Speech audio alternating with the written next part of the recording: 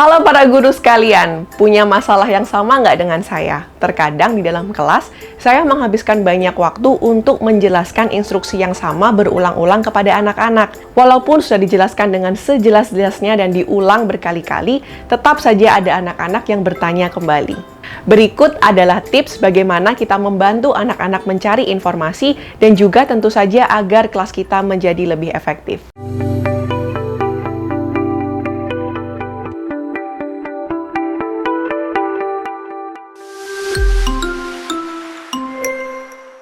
Halo semuanya, salam kenal, nama saya Amelia dari channel Ruang Edukator. Kami percaya pendidikan yang terbaik adalah pendidikan yang transformatif dan bukan saja pendidikan yang informatif. Buat teman-teman yang baru mampir ke channel Ruang Edukator, please consider to subscribe, siapa tahu channel kita bisa bermanfaat buat bikin kelasmu makin transformatif. Bapak Ibu guru sekalian, apakah ada di antara Anda yang memiliki masalah serupa dengan saya? Menghabiskan banyak waktu di kelas untuk mengulang instruksi yang sama?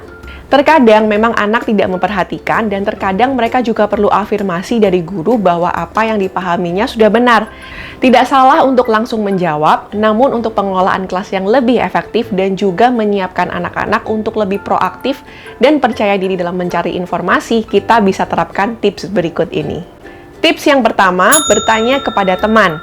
Sebelum datang kepada Anda atau saat datang kepada Anda dapat meminta anak-anak untuk bertanya pada teman mereka terlebih dahulu. Dengan bertanya kepada teman sekelas atau teman yang telah menyelesaikan tugas yang sama, akan membantu anak-anak untuk membangun kompetensi sosial mereka. Bertanya dan menjawab dengan cara yang tepat membangun kompetensi sosial anak. Saat anak-anak bertanya kepada temannya, jawaban yang mereka peroleh adalah dalam bahasa mereka, sehingga instruksi pastinya akan lebih mudah dipahami. Mendorong mereka untuk bertanya kepada teman juga membangun skill untuk bekerja sama dan berkolaborasi. Tentu saja koridornya adalah bertanya mengenai instruksi, bukan bertanya mengenai jawaban dari tugas tersebut. Tips kedua yang kita bisa ajarkan kepada anak-anak adalah membaca instruksi yang telah diberikan, entah itu di papan tulis ataupun di buku yang telah Anda sediakan. Sebagai guru, tentu saja Anda telah memberikan instruksi kepada murid-murid bukan saja secara verbal, namun juga secara tulisan. Hanya terkadang anak-anak tidak memberikan cukup waktu bagi diri mereka sendiri untuk membaca instruksi yang telah tertulis di dalam kertas tugas. Oleh karena itu, guru-guru, apabila Anda merasa telah menuliskan instruksi dengan baik, jelas, dan lengkap di dalam kertas kerja mereka,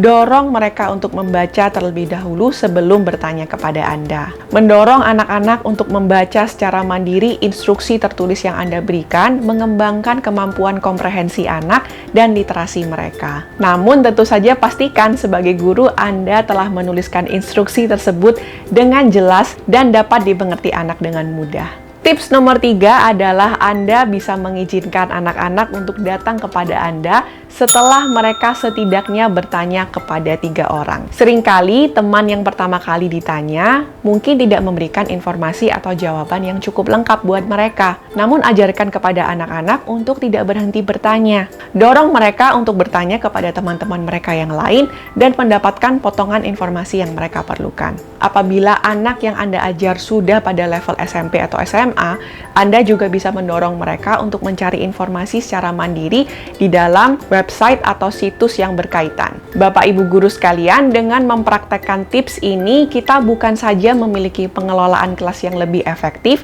namun kita juga mengajarkan kepada anak-anak skill untuk bekerja sama, mendorong otonomi bahwa mereka bisa menemukan jawaban mereka sendiri, serta membangun rasa percaya diri dan saling kebergantungan yang positif satu dengan yang lainnya. Pembelajaran yang paling efektif justru terjadi pada saat anak bisa menemukan jawaban mereka sendiri. Semoga tips ini dapat membuat pengelolaan kelas makin efektif. Dan tentunya kita sendiri juga harus menjadi guru-guru yang proaktif dan percaya diri dalam mencari informasi. Selamat mengajar dan selamat mentransformasi kehidupan.